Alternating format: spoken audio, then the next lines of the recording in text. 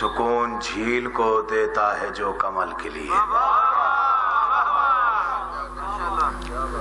تمام حمد ہے اس خالق ازل کے لیے، سکون جھیل کو دیتا ہے جو کمل کے لیے۔ میں ان کے نام سے کرتا ہوں ابتدائے کلام، وہ جن کے نام فرشتوں نے بھی سنبھل کے لیے۔ تمام حمد، تمام تعریفیں، تمام مدحت و منقبت وقف ہے اس اللہ کے لیے جو اس وقت بھی سب کچھ دیکھ رہا تھا جب دکھائی دینے کے لیے کچھ نہیں تھا۔ اور تمام درود و سلام اللہ کے ان مصطفیٰ مرتضیٰ اور مجتبیٰ بندوں کے لیے جنہوں نے وحشی کو انسان، انسان کو مسلمان اور مسلمان کو سلیمان بنایا، جن ہستیوں نے بے زر کو دیکھا تو ابو ذر بنایا، بے داد کو دیکھا تو مقداد بنایا، مجبور کو سینے سے لگایا تو مختار بنایا۔ تمام درود و سلام اللہ کی ان عظیم ہستیوں کے لیے جن ہستیوں نے مٹی سے بہلنے والے ملنگ کو دیکھا تو بہلول بنا دیا۔ دعا گو ہوں کہ خالق کائنات آپ تمام حضرات کو یہاں تشریف آوری کا بصدق محمد و اہل بیت محمد بہترین سے بہترین اجر عطا فرمائے۔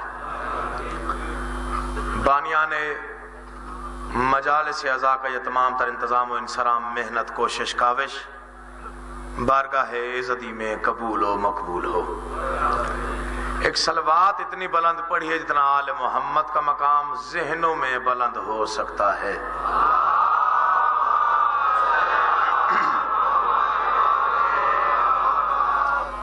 اجازت ہو تو میں نوکری کا باقاعدہ آغاز کروں۔ مجمع زیادہ ہے، صلوات کی آواز دھیمی ہے، مل کے بلند آواز سے درود پڑھیے آل محمد۔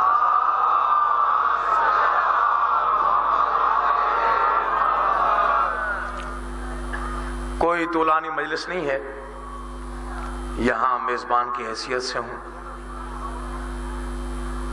تھکے ہوئے آپ بے شک ہوں گے،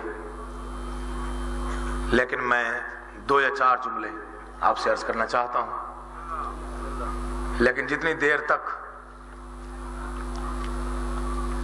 میں گفتگو کروں آپ کی توجہ میری جانب ہونی چاہیے، کیونکہ حرفوں سے لفظ بنتے ہیں، لفظوں سے جملے بنتے ہیں، جملوں سے مضمون بنتا ہے۔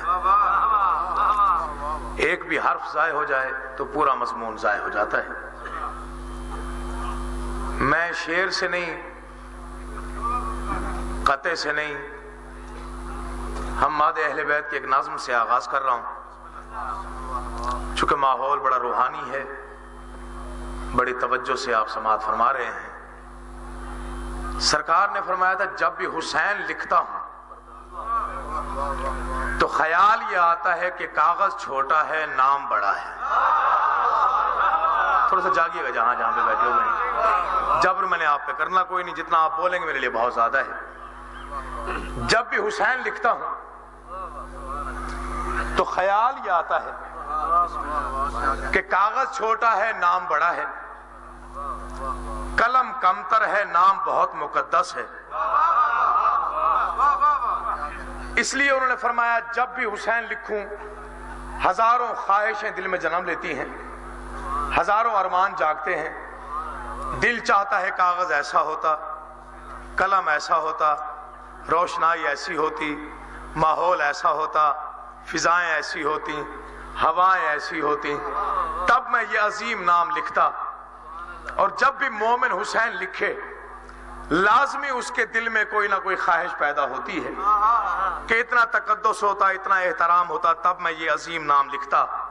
بس میں وہی چیزیں گنوا رہا ہوں جو انہوں نے حسین لکھنے کے لیے بتائیں کہ مومن کے دل میں کون کون سا ارمان، کون کون سی خواہش جنم لیتی ہے حسین لکھتے ہوئے۔ انہوں نے فرمایا جب بھی حسین لکھوں تو خیال یہ آتا ہے کہ صبا کا سینہ بنے سفینہ، ذرا طبیعت رواں دواں ہو۔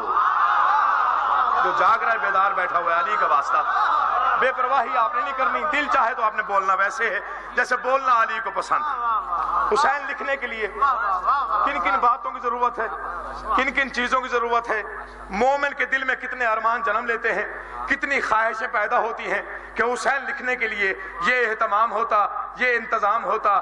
یہ بڑی قیمتی نظم ہے، یقین جانیے کسی شاعر سے پوچھئے گا کہ اتنی طویل بحروں میں اس انداز سے موتی جڑنا، یہ کبھی کبھی کلندر لوگ دنیا میں آتے ہیں جو ایسی تحریریں لکھ کے چلے جاتے ہیں جنہیں دہرا کے ہم جیسے لوگ بھی ذاکر بن جاتے ہیں۔ انہوں نے فرمایا جب بھی حسین لکھتا ہوں تو خیال یہ آتا ہے کہ صبا کا سینہ بنے سفینہ، ذرا طبیعت رواں دواں ہو، ہوا میں خوشبو کے دائرے ہوں، خلا میں کرنوں کا صاحباں ہو۔ یا علی، تھوڑا سا جاگو علی کا واسطہ۔ صبا کا سینہ بنے سفینہ، ذرا طبیعت رواں دواں ہو۔ ایک ایک لفظ پر توجہ چاہتا ہوں، بولنا آپ کے مقدر کا ہے، دل بولے تو آپ نے بولنا ہے۔ اور یہ ذکر ایسا معجزہ ہے کہ مومن موالی علی کا چاہنے والا چپ رہ ہی نہیں سکتا اگر فکرہ دل میں اتر جائے۔ حسین لکھنے کے لیے صبا کا سینہ بنے سفینہ، ذرا طبیعت رواں دواں ہو، ہوا میں خوشبو کے دائرے ہوں، خلا میں کرنوں کا صاحبہ ہو، زمین زمرد اگل رہی ہو، گلاب گلنار آسماں ہو، ہر ایک کوپل کمل اچھالے، کلی کلی کنج کن فکا ہو، چمن کے سینے پہ فصل گل کا نشابہ انداز کہکشاں ہو، درود کی انجمن سجاؤں، دہن میں جبریل کی زباں ہو۔ توجہ علی کا واسطہ، درود کی انجمن سجاؤں، دہن میں جبریل کی زباں ہو۔ حسین لکھنے کے لیے، تحریر کرنے کے لیے درود کی انجمن سجاؤں، دہن میں جبریل کی زباں ہو، سبھی سمندر ہو میرے بس میں، شجر شجر میرا رازدہ ہو، چمن سجاؤں محل عطا کا، محبتوں سے بھرا جہاں ہو، کہیں قبیلہ ہو اولیاء کا، کہیں پہ بہلول کی دکان ہو۔ آئے آئے حسین لکھنے کے لیے علی آپ کو سلامت رہے، آپ جیئے، آپ آباد رہے۔ میں راضی ہوں آپ پہ، نظم مکمل کرنے لگا۔ آخری شعر پر خاص طور پہ توجہ چاہتا ہوں۔ جب بھی حسین لکھو گے اور کچھ ذہن میں آیا یا نہ آیا، یہ آخری شعر ضرور گونجے گا، چونکہ یہ پتہ نہیں کس منزل پہ بیٹھ کے لکھا گیا ہے، میں وہ بیان ہی نہیں کر سکتا۔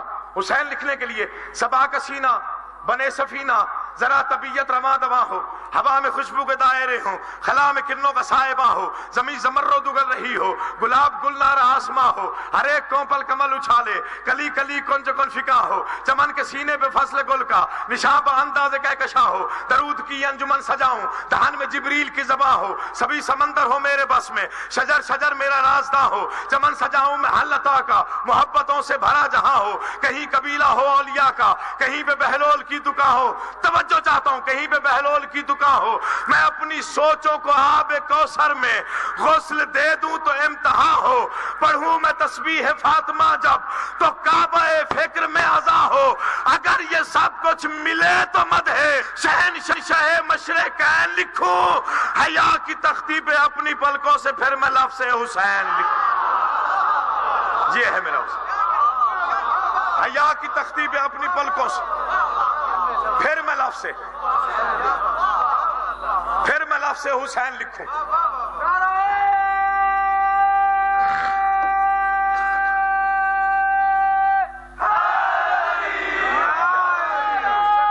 بسم اللہ، نوکر میں یا علی، حیا کی تختی پہ اپنی پلکوں سے پھر میں لفظ سے۔